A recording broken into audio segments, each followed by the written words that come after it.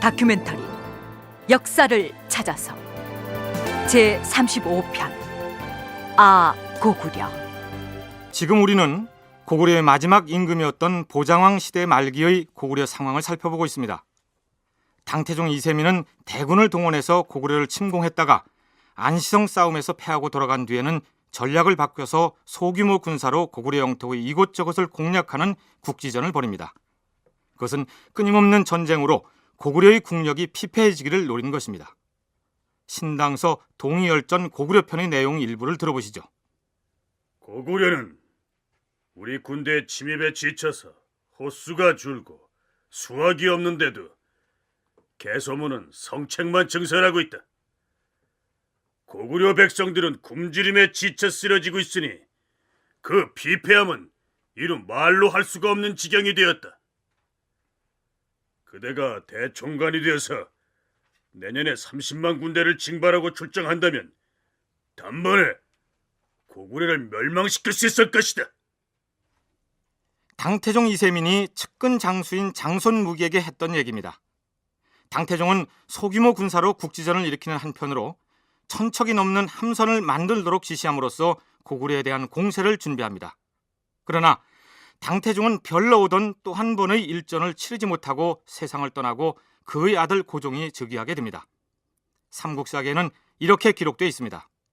보장왕 8년 여름 4월 당나라 태종이 사망했다. 태종은 조칙을 내려서 요동정벌을 중지하게 했다. 삼국사기의 이 기록만을 근거로 해서 당나라 태종 이세민이 고구려를 침략하지 말도록 유언을 한 것으로 해석하는 사람들이 있는데 정작 중국의 당서에는 그런 유언을 했다는 기록이 없습니다. 태종은 고구려를 쳐서 빼앗기로 결정하고 군량과 병기를 비축하게 하는 한편 거대한 선박을 만들어 대기하게 했다. 그러나 마침내 태종이 죽자 모두 중단됐다. 고구려에 대한 또 한 번의 대대적인 침공이 당태종의 죽음으로 잠시 중단되었을 뿐 그가 실제로 그런 유언을 남겼던 것 같지는 않습니다. 당태종의 신하와 더불어 정사를 논했던 내용을 문답식으로 정리한 정관정요가 우리나라에서도 베스트셀러가 된 적이 있는데 그 책에 실린 내용처럼 그는 중국의 입장에서 보자면 대단한 치적을 남긴 황제임에는 틀림없습니다. 우리 역사문화연구소 김영만 소장의 얘기를 들어보시죠. 이세민은 분명히 중국 역사에서 굉장한 행운에 해당됩니다. 수문제가 남긴 여러 가지 중국사 전체를 바꿀 만한 그런 뛰어난 개혁 정치의 전을 받았기 때문에 또 그의 개인적인 어떤 군사적인 능력까지 포함해서 당나라 전성기를 만든 건 분명하지만 그 자신이 가지고 있던 어떤 컴플렉스, 반무제만큼 대군주가 되겠다는 진짜 실질적인 황제가 되겠다는 야심에 이끌려서 무모하게 전쟁을 지속했고 그것이 결국은 당나라의 국력을 오히려 폐폐시키는 그래서 그다지 성공적인 군주라고 하기는 어려울 듯 싶습니다. 전 시간에도 언급했습니다만 보장왕 시기에 고구려가 패망했기 때문에 자체적인 기록이 남아있지 않아서 삼국사기 역시 중국의 사설을 그대로 베끼다시피 옮겨놓고 있습니다. 그런데 당나라 사람들의 손에 의해 기술된 이 기록들이 얼마나 객관성을 확보하고 있느냐 하는 게 문제입니다. 당태종 이세민은 이른바 현무문 사건을 일으켜서 자신의 형제를 죽이고 왕위에 올랐기 때문에 그에 대한 컴플렉스를 가지고 있는 인물이었습니다. 사설을 담당하는 사관은 듣거라. 그대들이 짐에 관한 내용을 어찌 기록했는지 살펴봐야겠으니 가지고 오도록 하라. 황제 폐하, 자고로 임금은 자신의 언행을 기록한 사설을 절대로 볼 수 없도록 금하고 있사옵니다. 선왕들이 어찌했든 너는 사관들이 짐에 대한 내용을 제대로 기술했는지 확인해야겠다. 황제의 명을 거역하겠다는 것이냐? 당태종 이세민은 역사를 기록하는 신하들을 강압해서 자신의 사설을 직접 본 최초의 인물입니다. 그리고 그는 자신의 의기지대로 현무문 사건을 수정하도록 명했고 신하 방현령은 이세민 실록 20권을 다시 지어 올렸던 것입니다. 조선을 건국했던 이성계도 자신에 대한 사초를 보려고 시도하다 신하들이 반대로 포기했다는 기록이 있습니다. 임금이 당나라 태종의 고사를 예로 들면서 즉위 이래의 사초를 보려고 하니 대신이 옳지 못하다 하고 대간에서도 또한 옳지 아니하다 하므로 임금이 이에 따랐다. 조선왕조실록 중 태조실록에 나오는 내용이었습니다. 태조 이성계가 자신의 언행을 기록한 사초를 보자고 하면서 당태종의 예를 들고 있습니다. 고구려 얘기를 하다가 임금의 사초 열람에 관한 내용을 길게 소개하는 이유가 있습니다. 삼국사기에 실린 보장왕 시기의 내용들은 당나라 사설을 그대로 옮긴 것인데 자신의 사초마저 고쳐쓰게 했던 당태종 이세민은 고구려에게는 서로 칼끝을 겨누던 적국의 임금이었습니다. 그런 터에 고구려와 연개소문에 관한 내용을 당나라 사람들이 긍정적으로 서술했을 리가 없겠죠. 우리가 삼국사기나 당서의 내용들을 소개하면서 끊임없이 그 신뢰성을 문제 삼는 것도 바로 그 때문입니다. 정수왕후는 군사를 이끌고 나가서 말갈군과 앞사이어 거란을 물리치도록 하라. 어서 신성으로 출발하라.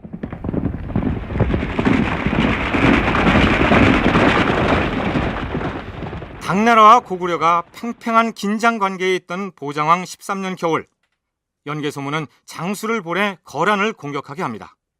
그런데 이 전투에서 고구려군은 크게 패한 것으로 기록되어 있습니다. 신당서에서 해당 부분을 살펴보죠. 고구려 장수가 말갈병을 이끌고 거란을 공격해 신성에서 싸웠다. 바람이 거세게 불어서 화살이 되돌아오자 거란이 그 틈을 타서 공격해 크게 이겼다. 거란이 들판에 불을 놓고 싸우니 고구려 병사들이 서로 엉켜 죽었으므로 시체를 모아 묻었다. 거란이 사신을 보내 승리하였음을 알리자 당고종은 조정에서 이를 포고했다. 그러니까 고구려가 말갈병을 동원해서 거란과 싸웠던 이 전투는 실질적으로는 고구려와 당나라 간의 싸움이었습니다. 당시 거란족은 고구려와 당나라 사이에 있는 요서 지역에 거주하고 있었는데 이들 중 상당수가 당태종 시기에 이미 당나라에 귀속됩니다. 거란족이 모두 당나라 수중에 들어가게 되면 당나라의 고구려 침략 때 중요한 보급로로 활용될 수 있기 때문에 고구려로서는 서쪽 변경이 위험해지게 됩니다. 고구려는 이 전투에 패함으로써 뒤이어 벌어지게 되는 당나라와의 싸움에서 불리한 전황을 맞게 된 것입니다. 보장왕 13년 봄,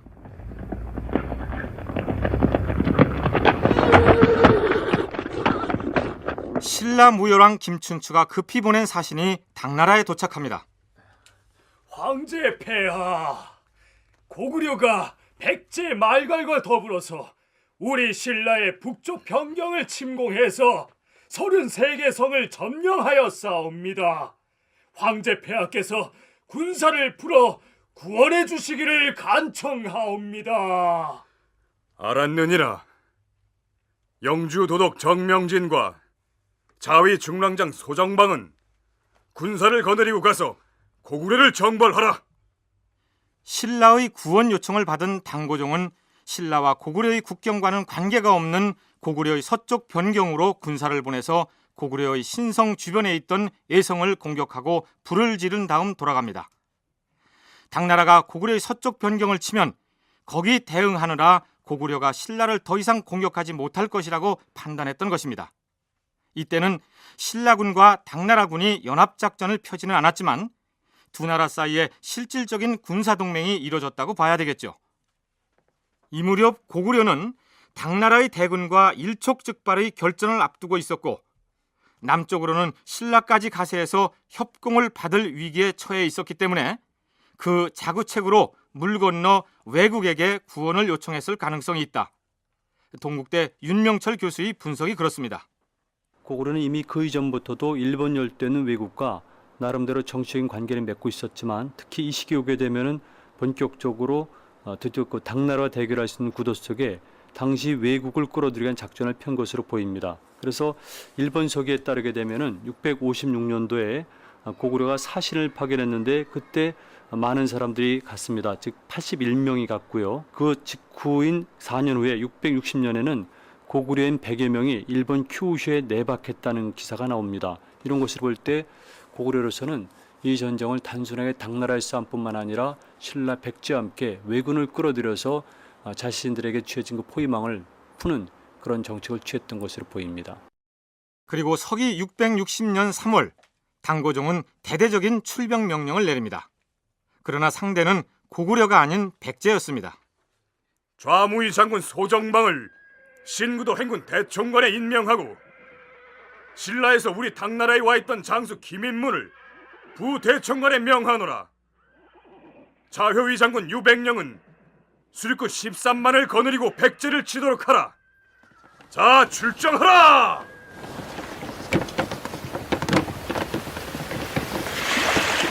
소정방이 이끄는 군대가 내주를 출발하여 백제를 향하고 있던 그때 신라왕 김춘추는 김유신을 비롯한 장수들에게 백제 공격을 명합니다.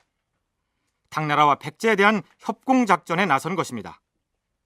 이때 동원된 당나라의 선박들은 당태종 시기에 고구려 정벌을 위해서 건조해두었던 함선들이었는데 삼국사기 신라 본기에는 그 선단의 규모를 이렇게 표현하고 있습니다. 소정방은 내주에서 출발하니 그 배들이 천리에 걸쳐 꼬리를 물고 늘어섰으며 해류를 따라서 동쪽으로 왔다. 이미 당태종은 고구려를 공격하기 이전에도 고구려와 백제를 동시에 겨냥하면서 신라에게 불리한 일이 있을 때는 내가 수만의 척 배를 보내서 경멸할 수 있다는 것을 글을 보낸 적이 있습니다. 그러니까 당연히 당나라 입장에서는 고구려뿐만 아니라 백제를 수륙으로 공격하는 작전을 세웠던 것이죠. 그래서 660년에 13만에 달하는 병력을 거느리고 소정방군이 쳐들어왔는데요. 이때 동원된 선박의 수는 정확히 안 나와 있습니다만은 삼국유사에 따르면 약 1900여 척으로 되어 있거든요. 이때 동원된 막대한 선박은 바로 당나라가 고구려를 공격하기 위해서 건조했던 선박의 일부분입니다.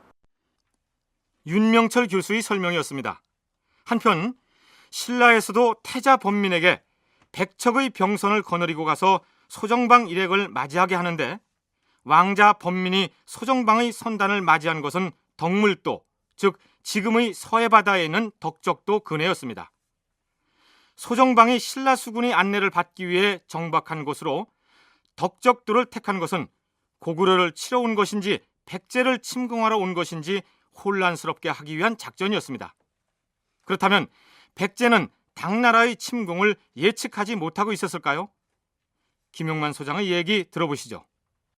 당나라가 그 백제를 공격할 의사를 처음 비춘 것은 643년에 신라 사신을 만났을 때에 이미 백제가 그 바다의 험함을 믿고 전혀 준비를 하지 않으니까 이세민이가 자기가 이제 수백 척의 배에 무장한 군사를 싣고서 소리 없이 이제 바다를 건너 습격하면 쉽게 백제를 멸망시킬 수 있을 것이다라는 이야기를 합니다. 647년부터 당나라는 이제 수천 척의 배를 은밀하게 만들어놨는데 백제에서도 그것에 대해서 그렇게 신경을 쓰지 않았던 것 같습니다. 왜냐하면 당나라의 주적은 고구려니까 고구려를 치는 것이다라고 생각을 했던 것 같습니다. 나는 당나라 장군 소정방이요. 우리 함선들은 오는 7월 열흘에 백제 남쪽에 도착해서 신라 군세와 협상하여 백제 의자왕의 두성을 무너뜨릴 것이요. 소장은 신라의 태자 범민이옵니다. 부왕이 지금 당나라 군사를 초조하게 기다리고 있습니다. 만일 소정방 대장군이 왔다는 말을 들으시면 불이 나게 달려오실 것입니다. 자, 그럼 선수를 남쪽으로 돌려 출정하라. 이렇게 해서 나당 연합군의 백제 공격이 시작되었고 백제는 결국 멸망하게 됩니다. 그렇다면 당나라가 신라군과 연합하여 고구려가 아닌 백제 정벌에 나섰던 이유는 무엇일까요? 당나라가 그 백제를 멸망시킨 후에 13만 대군을 거의 대부분을 철수를 시킵니다. 부여성이 한 10,000명 정도만 남겨놓고 철수를 시키는데 그것은 그 군대가 다시 고구려를 치기 위함입니다. 그래서 그 백제를 멸망시켰을 때 사령관이었던 소정방이 661년에 그 고구려를 치는 그 평양도 행군의 행군 대총관으로 등장하게 됩니다. 어떻게 보면 이제 백제를 멸망시킨 것은 고구려를 멸망시키기 위한 사전 준비였다. 또 신라군이 그 당을 도와서 남쪽에서 고구려를 치게 하기 위한 어떤 당나라의 사전 전략이었다라고도 볼 수 있습니다. 드디어 보장왕 20년 1월 당고종은 대군을 동원하여 고구려 원정에 나서겠다고 선언합니다. 삼국사기에 올라있는 당나라 군사의 규모에 대한 설명을 보면 이렇습니다. 당나라가 하남, 하북, 회남 등 67개 주에서 군사를 징발해 4만 4천여 명을 평양과 누방 군영으로 가게 하고 또한 홍여경, 소사업을 부여도 행군 총관으로 삼아 각 부의 군사를 거느리고 평양으로 진군하게 했다.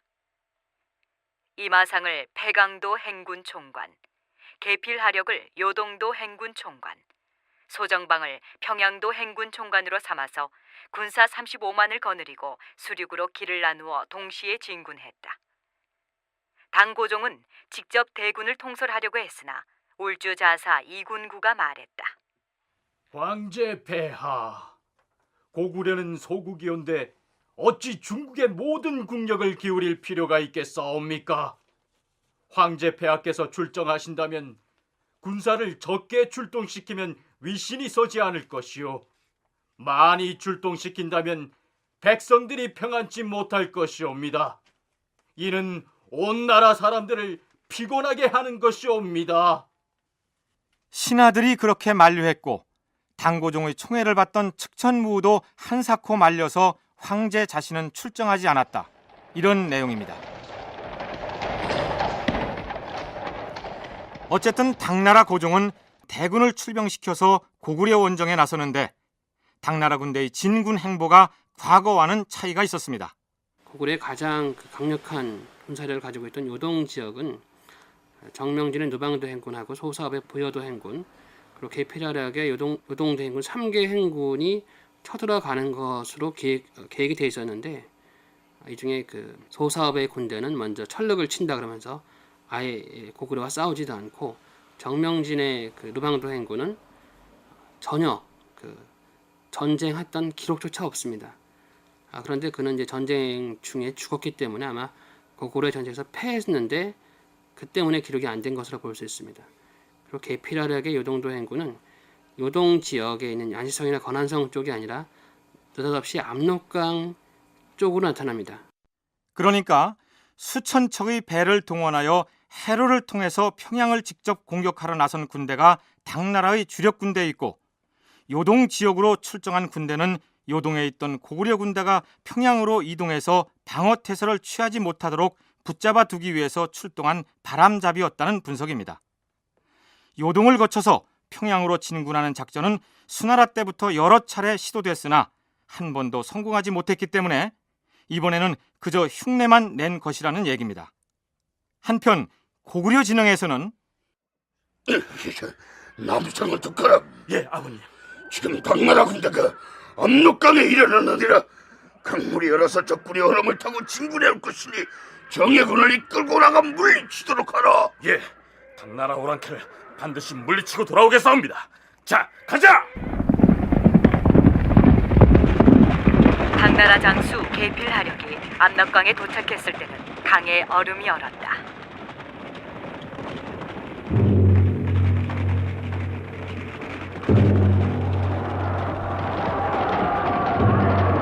계필하력은 군사를 이끌고 얼음 위로 강을 건너서 북을 두드리고 함성을 지르며 공격해왔다.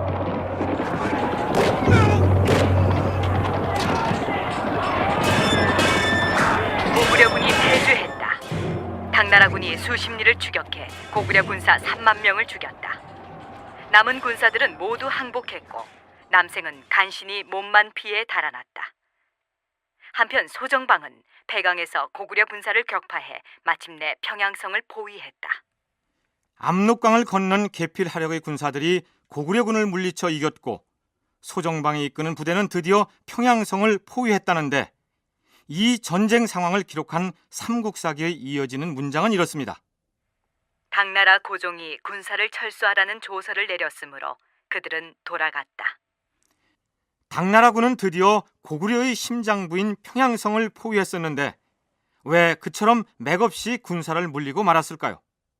이것은 전쟁 상황에서 계필하력의 군대가 패전을 했거나 그렇지 않은 또 다른 이유 때문에 철군했다고 봐야 됩니다. 또 다른 이유는 북쪽에 있는 철럭이라는 부족들이 당에게 반기를 들었기 때문입니다. 645년 전쟁에서도 그 설현타가 고구려 연합해서 당을 쳤던 것처럼 철럭이라는 무리들도 고구려에게 일정하게 도움이 되는 그런 행동들을 보였던 겁니다. 그런데 그 철력 때문이라기보다는 아마도 개필학의 군대가 패했을 가능성이 더 크다고 봅니다. 당나라 북쪽의 철력이라는 세력이 당나라의 반기를 들었던 시점이 그 무렵이었기 때문에 그 부족을 물리치기 위해서 군사를 물렸거나 당서에 기록된 내용과는 반대로 개필하력이 이끄는 부대가 압록강의 얼음 위를 건너면서 그곳에 방어태세를 갖추고 있던 남성의 군사들에게 패했을 가능성이 있다는 분석입니다. 아니면 평양을 포위는 했지만 추위와 굶주림이 겹친 데다 요동에 있던 고구려 주력군이 평양으로 합세하기 때문에 물러났을 수도 있습니다. 그런데 당나라의 자치 통감에는 이런 내용의 기록이 보입니다. 저기 당나라 오랑캐군의 진지가 보이느냐? 감히 고구려를 치겠다고 아들들과 함께 몰려온 광유태의 목을 베어야겠다. 자, 가자!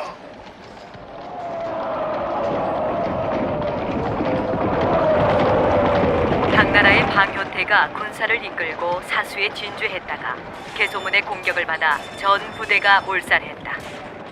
이 싸움에서 방효태와 그의 아들 13명이 모두 전사했다. 662년 정월 달에는 방효태군이 공격을 해요. 공격을 해서 연개소문과 사수전투를 벌이는데요. 사수의 위치는 정확히 모르겠는데 현재 대체적으로 청천강 부근으로 이해되고 있습니다. 여기서 상륙작전을 해서 그걸 공격을 하는데 이 전투에서 방효태군이 아주 전멸을 당합니다. 방효태군의 많은 아들들도 전사하고요. 그 연개소문군에 의해서 완전히 괴멸된 것이죠. 그래서 이때 방효태군이 괴멸됐기 때문에 상륙작전도 실패하고 그다음에 수륙양면작전이 성공할 수가 없어서 돌아가게 된 겁니다. 결론적으로 얘기해서 당나라의 평양성 공격은 실패로 끝났다고 할 수 있겠죠. 그렇다면 당나라와 합세해서 백제를 멸망시켰던 신라는 이 전투에서 어떤 역할을 했을까요? 신라 입장에서는 고구려를 칠 만한 전력도 부족했고요. 그리고 고구려 칠 만한 의사도 부족했고 단지 백제를 멸망하는데 당나라의 도움을 받았기 때문에 당나라의 요구를 듣지 않을 수가 없었거든요. 그래서 일단 군대를 파견합니다마는 여러 가지 이유를 댑니다. 이를테면은 당시 백제가 멸망했습니다만 약 40여 개의 성을 급속할 정도로 백제 부흥운동이 활발히 전개되고 있었고요. 또 한 가지는 올라가는 과정 속에서 여러 가지 자연 조건, 특히 눈이 많이 와서 신라군이 갈 수 없다는 핑계를 대고 결국은 고구려를 공격하는 일을 하지 않습니다. 이런 것을 볼 때 신라는 고구려를 칠 만한 적극적인 의사가 없었던 것이죠. 삼국사기 신라 본기에는 이렇게 기록되어 있습니다. 당나라 황제의 칙령을 받고 문무왕이 대각간 김유신 등 30명의 장군을 거느리고 수도를 출발해 9월에 한성에 이르러 당나라 장수 이적을 기다렸다. 겨울 10월 2일에 평양성 북쪽 200리 되는 곳에 이르렀으나 11일 당나라 장수들이 돌아갔다는 말을 듣고 문무왕의 군대도 역시 돌아왔다. 그러니까 적어도 이 전투에서만은 당나라가 고구려를 치는데 신라가 별 역할을 하지 않았다고 볼 수 있겠죠. 서기 666년 고구려의 실권자였던 망리지 연개소문이 세상을 떠납니다. 우리 역사에서 임금을 죽일 패륜적인 인물이자 성격이 포악한 사람이라는 악평과 당나라에 당당히 맞서서 고구려의 자존심을 지킨 영웅이라는 칭송을 동시에 받는 사람이 바로 그였는데 연개소문을 비교적 긍정적으로 평가하는 우리 역사문화연구소의 김용만 소장도 연개소문의 지도자로서의 한계를 인정해야 한다고 얘기합니다. 그 자신이 그 왕이 아니었기 때문에 왕실과 관련된 세력들, 특히 그 불교 세력들과는 일정하게 그 대립각에 서 있던 것으로 보입니다. 그래서 불교도를 제대로 이제 활용을 못했고 또 혁명하는 과정에서 많은 귀족들을 몰아냈기 때문에 일부 귀족들은 이제 시간이 지나면서 권력의 독재가 이어지는 그런 상황에 혐오를 느껴서 탈출하기도 하는 이제 그런 위험성을 노출하게 됩니다. 무엇보다도 독재 권력이 갖고 있는 그 한계, 결국은 인재풀을 마음껏 사용하지 못하게 됨에 따라서 그의 자식들에게 너무나 많은 권력을 집중시켜준 것이 그의 아들 얘기는 잠시 후에 하기로 하겠습니다. 어쨌든 연개소문은 그에 대한 자료가 없어서 그가 맞서 싸웠던 당나라의 기록에 의존하다 보니 역사적으로 상당 부분 왜곡된 모습으로 알려졌다고 봐야겠죠. 그러나 그가 아무리 애적을 막는 데는 공을 세웠을지 몰라도 내치에 실패함으로써 고구려 멸망의 책임으로부터 자유롭지 못하다는 사실 또한 인정해야 할 것입니다. 자, 그러면 연개소문 사후에 고구려가 어떤 상황을 맞이하는지 살펴보기로 할까요? 연개소문이 죽고 그의 맏아들 남생이 부친을 대신해서 망리지가 됐다. 연개소문이 맏아들 연남생이 아버지 연개소문이 갖고 있던 망리지라는 관직을 이어받습니다. 물론 연개소문이 누리던 막강한 권력까지 승계한 셈이죠.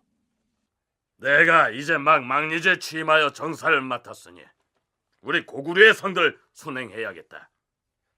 자, 두아우는 조정에 남아서 뒷일을 무리 없이 처리하기 바란다. 자, 가자!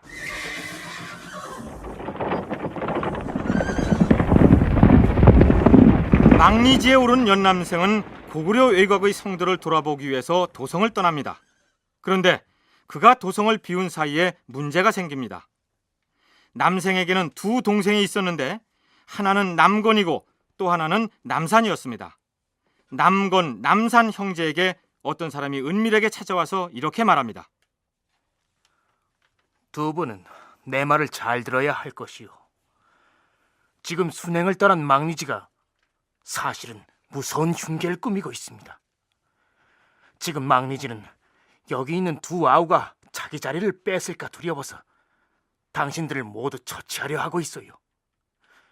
먼저 계책을 세워서 도모하지 않으면 당신들 두 사람 모두 목숨이 온전하지 못할 것입니다. 이 사람이 이번에는 도성을 떠나서 순행 중인 망리지 남생에게 찾아가서 또 이렇게 말합니다.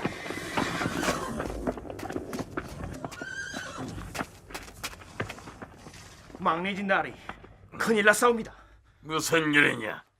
당나라군이 쳐들어오기라도 했단 말이냐?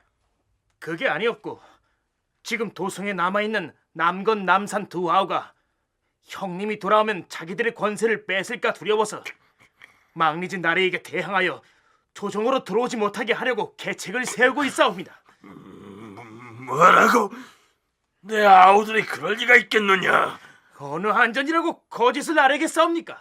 정말이옵니다. 어이, 그런 고얀 놈들이 있나? 남생은 남몰래 자신의 신복 한 사람을 평양으로 보내서 두 아우의 동정을 살피게 했는데 그 신복은 그렇잖아도 잔뜩 경계심을 품고 있던 남건과 남산에게 발각돼서 체포되고 맙니다. 이건 왕명이다. 당장 망리지 남생을 도성으로 소환토록 하라. 그리고 이제부터 이 연남검이 망리지의 직분을 수행할 것이다. 스스로 망리지가 된 남건은 군사를 출동시켜 남생을 토벌했다. 남생은 국내성으로 도주해 그곳에 운거하면서 그의 아들 헌성을 당나라에 보내 구해줄 것을 애원했다. 그해 6월, 당나라 고종이 좌효위 대장군 계필하력으로 하여금 군사를 거느리고 나아가 맞이하게 했다. 남생은 탈출하여 당나라로 도주했다. 고구려의 최고 실권자였던 남생이 당나라 진영으로 망명한 사건이 순식간에 벌어진 것입니다. 하필이면 망명길에 오른 남생을 호위하러 나온 사람은 얼어붙은 압록강에서 남생과 일전을 겨루었던 당나라 장수 계필하력이었습니다. 지금부터 연남건을 정식으로 망리지에 임명하고 내외의 군사에 대한 직무를 겸직하도록 명하노라. 실권을 가지고 있지 못했던 보장왕은 옛 연개소문이 담당했던 역할을 고스란히 남건에게 넘겨주었고 고구려에서 망명해온 남생을 요동도독 겸 평양도 안무대사로 특진시키고 현도 군공으로 책봉하노라. 당고종은 남생을 군사적으로 중요한 자리에 앉히게 됩니다. 어제까지 당나라군에 맞서서 함께 싸웠던 고구려의 두 실세가 형제간에 양쪽으로 갈라져서 서로 창칼을 겨누어야 하는 처지로 뒤바뀌는 것입니다. 그것은 단지 그 형제에게뿐 아니라 고구려에게 비극이었습니다. 그렇다면 남생과 남건, 남산의 두 진영을 이간질했던 당사자는 대체 어떤 사람이었을까요? 삼국사기에는 단지 어떤 사람이라고만 나와 있기 때문에 그가 다른 나라의 첩자였는지의 여부를 알 길이 없습니다. 조정 내부의 권력 다툼이었을 가능성도 배제할 수 없겠죠. 김용만 소장의 얘기 들어볼까요? 6세기 중엽 이후부터 전통 귀족의 터전이었던 국내성 지역에 소외를 받았기 때문에 간줄이라는 사람이 이제 반란을 일으켰던 사건이 있었습니다. 그런데 그 남생이 남건 남산 형제와 그 대립을 할 때 국내성을 기반으로 해서 세를 모아서 대립하는 것을 볼 수 있습니다. 그래서 혹여 그런 고구려 내의 어떤 지역적인 배경이 다른 두 세력 간에 갈등이 있지 않았을까. 그러니까 남산의 어떤 뭐 처가 세력 내지는 지휘 세력은 뭐 국내성 지역이고 남건 남생은 뭐 평양 지역. 이 정도로 추정은 가능하지만 남건이 왕명을 내세워서 형인 남생을 소환하려고 했을 때 남생이 국내성으로 도주하여 운거하다가 당나라로 갔다는 기록이 있는데 그동안 소외받아왔던 국내성의 귀족 세력이 남건과 남산을 제거하려고 꾸민 계책이 아니었을까, 이런 추정을 해볼 수 있다는 얘기입니다. 어쨌든 남생의 당나라 망명은 고구려에게는 타격이 아닐 수 없었습니다. 남생 같은 경우 당나라의 항복함으로 인해서 고구려의 방어 체제를 전체를 당나라군에 알려줄 수가 있고요. 그다음에 또 하나 중요한 것은 육군 작전이고 수군 작전이고 간에 가장 중요한 것은 길의 문제인데, 이런 전략적 길목을 적에게 알려준다면은 전략에는 결정적 공백이 생기는 거죠. 특히 압록강 하구의 전략적 거점 내지는 방어 체제는 남생이 굉장히 환하게 꿰뚫고 있었습니다. 왜냐하면 661년, 662년 경에 연개소문이 압록강 방어의 총사령관격으로 남생을 임명했거든요. 그러니까 이런 남생이 항복했다는 것은 기본적으로 압록강 방어선의 모든 그 시스템이 무너진다는 것을 뜻합니다. 그런데 남생이 당나라로 망명하여 조정이 어수선한 판에 설상가상으로 또 한 명의 고구려 대신이 나라를 등지는 사태가 발생합니다. 삼국사기 신라본기에 있는 내용을 들어보시죠. 고구려의 지위 높은 신하 연정토가 12개 성 763호 인구 3,543명을 이끌고 와서 신라에 투항했다. 문무왕은 연정토와 그 예하 관료 24명에게 의복, 식량, 주택을 주어 안주시켰다. 760개나 되는 성을 신라에게 바치고 투항한 이 연정토라는 사람은 다름 아닌 연개소문의 동생이었습니다. 그의 신라로의 투항이 조카들의 권력 다툼과 관련이 있는지는 알 수 없으나 고구려가 심각한 내분의 위기를 맞이한 것만 틀림없습니다. 연남생이 당나라로 투항한 직후 당나라 고종은 본격적으로 고구려와의 전쟁 준비 태세에 들어갑니다. 당군은 그래서 개필화력을 보내서 우선은 남생을 이제 구하는 데까지는 우선 병력을 동원하지만 이를 계기로 고구려를 직접 쳐들어오지는 못합니다. 662년 전쟁에서 패배한 이후에 당나라도 굉장히 지쳐있는 상태였습니다. 그러니까 과다한 전쟁으로 인해서 과대팽창으로 지쳤기 때문에 623년에는 그 고구려를 치기 위한 그 배 만드는 건조를 중지시켜 버립니다. 그러니까 오랫동안 이제 지쳤기 때문에 전쟁을 준비 못하다가 남생의 통화를 계기로 해서 그러면 이번에 이길 수 있다라는 그런 계산하에 1년 정도를 준비한 후에 장수 이적을 요동도 행군 대총관 겸 안무대사로 임명하노라. 백안육과 학처주는 요동도 행군 대총관 이적을 보좌하라. 그리고 수륙군 부대를 인솔한 모든 장수들은 이적의 지휘를 받으라. 지금부터 나라에 내는 각 지방의 조세는 모두 요동으로 보내서 군사용으로 사용하게 될 것이다.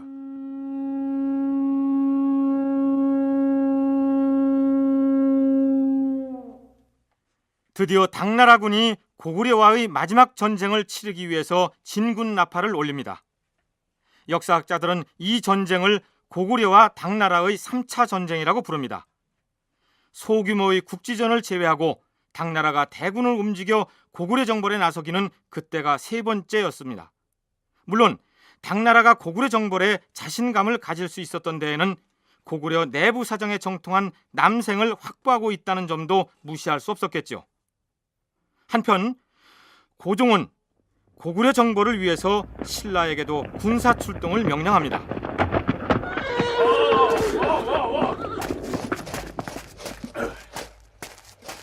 대왕마마, 당나라 황제 폐하의 칙령을 가지고 왔사옵니다. 칙령의 내용이 무엇이냐? 우리 신라 군사를 징발해서 타국과 해국 두 길로 나누어 출발하되 평양에서 모이라 명하였사옵니다. 알았느니라. 대각간 김유씨는 30명의 장군을 거느리고 도성을 출발하여 한성종으로 가서 당나라 장수 이적과 합류하도록 하라. 나당연합군의 본격적인 고구려 원정이 시작된 것입니다. 당나라군의 부대총관이었던 계피라력 혼자서만 50만 군사를 지휘하도록 편성했으니 당나라군의 전체 규모는 어림잡아 100만 명은 됐을 것입니다. 당나라군의 총사령관격인 요동도 행군 대총관 이적은 군사를 거느리고 드디어 요하를 건너는데 그들의 1차 목표는 고구려의 요동 방어망의 주요 거점인 신성이었습니다. 신성은 고구려 서쪽 편중의 요충지이기 때문에 이곳을 먼저 얻지 못하면 다른 성을 쉽게 빼앗을 수 없을 것이다. 자, 성루를 향해 활을 쏘아라!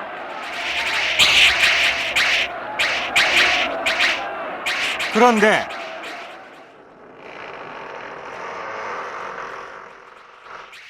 당나라군이 본격적인 공세를 취하기도 전에 난공불락을 자랑하던 신성의 성문이 스르르 열리게 됩니다.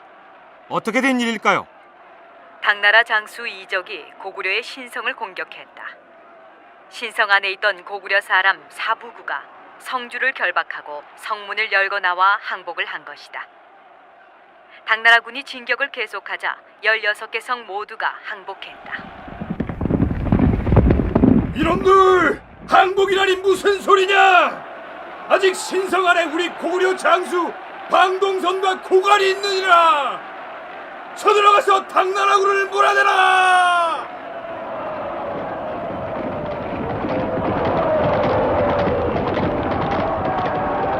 망리지 남건이 군사를 보내 당나라군을 막아내도록 했으나 당나라 장수 설인귀에게 패배했다. 설인귀는 고구려 군사 5만 명을 죽이고 남소성, 옥저성, 창암성 등 3개 성을 함락시켰다. 고구려에서 망명해왔던 남승의 군대와 합류했다. 신성이 함락되자 16개 성이 모두 항복하였다고 했는데 신성은 규모가 큰 주요 성이고 그 주변과 배후에 있는 작은 규모의 배후 성들이 함께 항복했다. 이런 얘기입니다. 어쨌든 신성 같은 고구려의 주요 방어 진지의 성문이 내부 반란자에 의해서 열려버린 것을 보면 고구려 내부의 통제력이 얼마나 와해되고 있었는지를 짐작할 수 있을 것 같습니다. 한편 고구려 남쪽에서는 문왕이 직접 지휘하는 신라군이 고구려 군사를 물리치고 북상하여 드디어 평양에 도착합니다. 고구려로서는 남북에서 협공을 해오는 당나라 군사와 신라군을 한꺼번에 막아낸다는 것은 힘에 부치는 일이었습니다. 아직 안시성은 남아있다. 부여성을 다시 빼앗으면 당나라 군사의 진격을 끊을 수 있다. 고구려 군사들은 부여성을 탈환하라!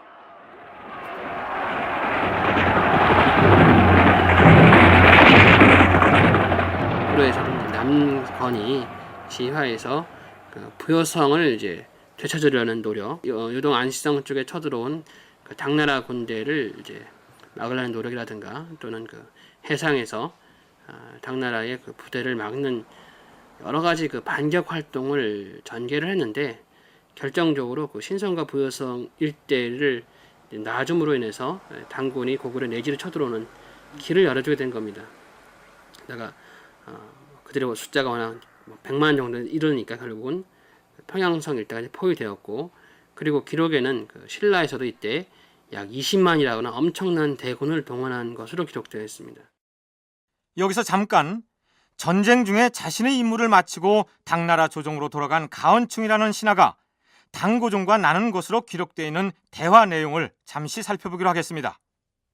지금 우리 당나라의 군대 내부 상황이 어떠한가?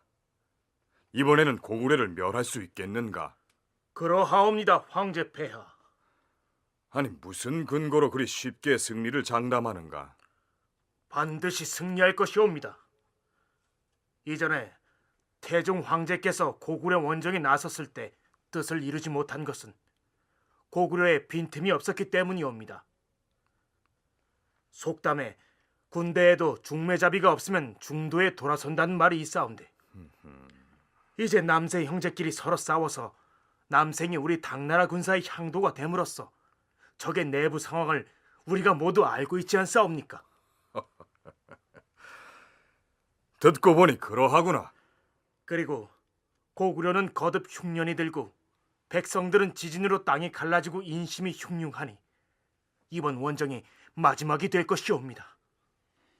이들의 대화를 통해 보더라도 남생이 당나라군의 향도가 되어 고구려 정벌에 함께 나선 것이 고구려군에게 얼마나 치명적이었는지를 짐작할 수 있습니다. 드디어 당나라의 이적이 평양을 점령했다. 다른 곳으로 출동했던 모든 군사가 이적과 만나 압록책으로 진군해왔다. 고구려 군사가 대적해 싸우다가 패배했고 여러 성에서 도망하거나 항복하는 자가 줄을 이었다. 계필하력과 이적의 군사 그리고 신라군이 연합해 한 달이 넘도록 평양을 포위했다.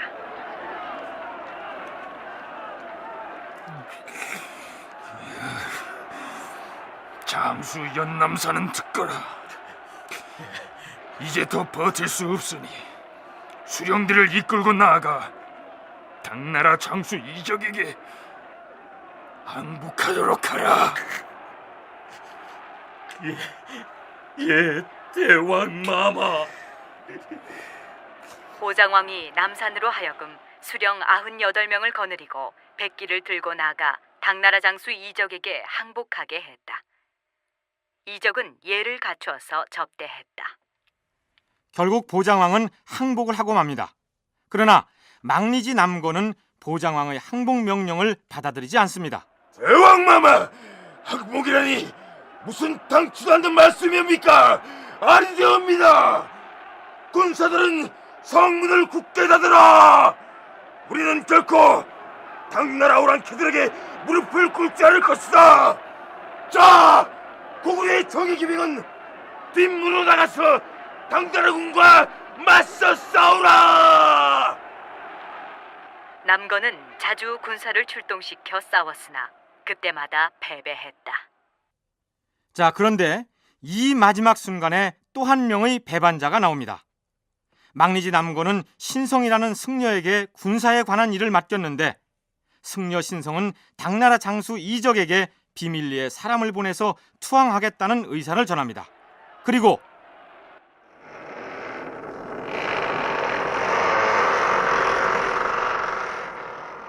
승려 신성은 안에서 평양성 성문을 열어버립니다. 자, 고구려의 성문이 열렸다. 당나라 군사는 성 위에 올라가 북을 치고 건물에 불을 질러라.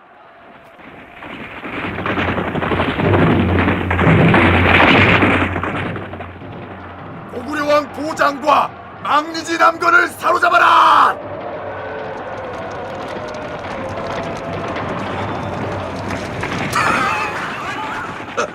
억울하다. 놈들의 손에 죽다니 차라리 자결을 했다. 칼을 가져오너라. 남건은 스스로 칼을 들어 자신을 찔렀으나 죽지 않았다. 당나라 군사가 보장왕과 남건을 붙잡았다. 고구려를 무너뜨리고 임금을 사로잡은 당나라 장수 이적이 자기 나라로 돌아가려고 하자 당고종은 그에게 특별 명령을 내립니다. 사로잡은 고구려 왕과 고관들을 소릉에 인사시킨 후에 군용을 갖추어서 개선가를 부르며 돌아오라. 우리 당나라 도성에 도착하거든 태묘에 참배시킬 것이니라. 여기서 소릉이란 당고종의 아버지 당태종의 무덤을 일컫는 말이고 태묘는 당나라 왕조의 조상 무덤을 일컫는 것으로 학자들은 보고 있습니다. 중국의 여러 왕들이 고구려 왕에게 당나라 조정에 들어와서 예를 갖추라고 수차 엄포를 놓았을 때 단 한 차례도 응하지 않았었는데 이제 고구려의 마지막 임금이었던 보장왕이 사로잡힌 몸이 되어서 적국 왕조의 조상묘에 참배를 하게 된 것입니다. 무엇하고 있는가? 고구려 왕 보장은 중국 황실의 태묘에 무릎을 꿇고 절을 올리도록 하라.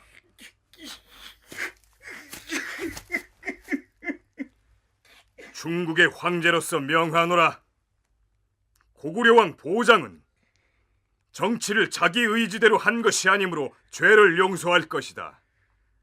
남생은 우위 대장군에 봉할 것이며 남건에게는 검주로 유배를 명하노라. 이렇게 해서 동명성왕이 기원전 37년에 나라를 세운 이래 705년 동안 28대까지 이어지던 왕통이 무너지고 고구려라는 나라도 역사 속으로 사라지게 된 것입니다.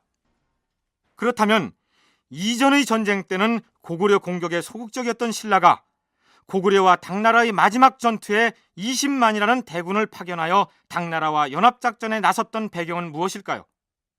김용만 소장은 신라가 고구려의 멸망을 예견했을 것이라고 진단합니다. 신라는 남생과 남건의 분열 행위를 미리 알았기 때문에 666년 4월경에 이미 당에게 고구려를 치라고 먼저 권합니다. 즉 신라 입장에 봤을 때도 이번에는 고구려가 멸망할 것이라는 예상을 하고 있었던 겁니다. 따라서 3차 전쟁 때는 과거와는 다르게 20만이라는 신라의 능력으로서는 거의 최대치에 이르는 대군을 동원해서 고구려 남부를 치기 시작합니다. 그래서 평양 일대를 하고 고구려를 멸망시키는데 큰 역할을 하게 됩니다. 그렇기 때문에 신라도 고구려 영토를 나눠 가졌을 때 발언권을 갖게 되었던 겁니다. 물론 고구려가 계속된 전쟁으로 국력이 피폐해졌고 거기에 내부 혼란까지 겹쳐서 멸망의 길로 들어서긴 했으나 고구려 역사를 더듬어 볼 때 중국 대륙에서 수없이 멸망했던 어떤 나라보다도 고구려는 단결력과 공동체 의식이 강한 나라였습니다. 윤명철 교수의 얘기입니다. 당연히 내부 혼란과 경제력이 약화되면서 민심이 어지럽게 되는데요. 이런 것은 일반적인 현상이기 때문에 고구려 멸망의 특별한 원인도 잡기는 힘듭니다. 오히려 어떤 면에 있어서는 70년 동안 내분 없이 그렇게 강력한 중국 세력과 또는 남북으로 협공된 상태에서 승리를 해가면서 마지막까지 저항했다는 것이 대단한 것이죠. 역사에 대한 해석은 생각하기 나름인데 이를테면 고구려 내분을 강조하는 역사 해석이 그동안 주를 이루었거든요. 그런데 그런 관점이라면 신라나 백제나 특히 중국의 입장에서 보면 훨씬 더하죠. 수나라 같은 경우는 오히려 양형감이 결정적으로 타격을 날린 거 아닙니까? 그런 면에서 보면 고구려는 내부의 통합성이라든가 공동체적 의식이 강했던 거죠. 자, 그러면 고구려의 멸망이 우리에게 어떤 영향을 미쳤는지 우선 영토 상실이라는 측면에서 짚어보기로 할까요? 고구려 멸망함으로 인해서 현재 우리가 알고 있는 만주 지방의 영토를 강력하게 지배했던 그 영토를 상실하게 됐다는 겁니다. 물론 그 발해가 뒤를 이었지만 발해는 말건과의 그 연합국가적인 성격이 훨씬 더 강했고요. 그다음에 고구려보다는 그 지배력이 약했기 때문에 일단 고구려 멸망으로 인해서 만주 지방에 대한 강력한 영향력을 우리가 뺏겼다는 것이 중요하고 또 한 가지는 고구려가 멸망함으로 인해서 중국 세력과 북방 세력에 대응할 수 있는 정치적 군사적 공간을 우리가 상실했다는 겁니다. 물론 발해를 계승됐습니다마는 고구려가 워낙 군사적으로 정치를 강했기 때문에 중국 세력이나 북방 세력이 남쪽으로 내려온 것을 막을 수가 있었거든요. 고구려 멸망으로 인해서 그 이후에 우리는 중국이라든가 북방의 그 시달림을 계속해서 받아왔던 거죠. 뿐만 아니라 고구려가 멸망함으로써 고구려 영토가 가지고 있었던 역동적인 수렵, 유목문화 혹은 기마문화가 우리 민족 문화 속으로 이어지지 못했다는 것도 아쉬운 점이라 아니할 수 없습니다. 그렇다면 21세기를 사는 우리는 역사 속의 고구려 혹은 고구려의 역사 속에서 무엇을 배워야 할까요? 마지막으로 김용만 소장의 얘기 함께 들어보기로 하죠. 굉장히 성공적인 나라였다라고 봅니다. 영토가 징기스칸의 원제국만 하지는 못했고 로마 제국처럼 세계의 역사에 큰 영향을 미친 것도 아니었지만 분명히 고구려라는 나라는 작은 나라에서 시작해서 근호대왕 시기, 장수왕 시기, 동양왕 시기까지 엄청나게 큰 제국을 만들었던 건 사실입니다. 즉 크게 발전한 성공했던 나라라고 할 수 있죠.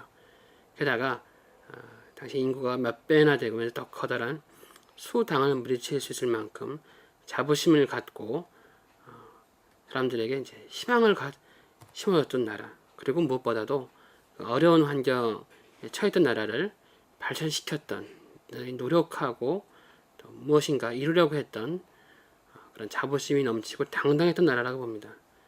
따라서 우리에게도 고구려라는 나라는 우리가 배울 만한 가치가 있는, 그래서 우리의 하나의 미래 모델로도 쓸 수 있는 그런 역사를 가진 나라라고 저는 보고 있습니다.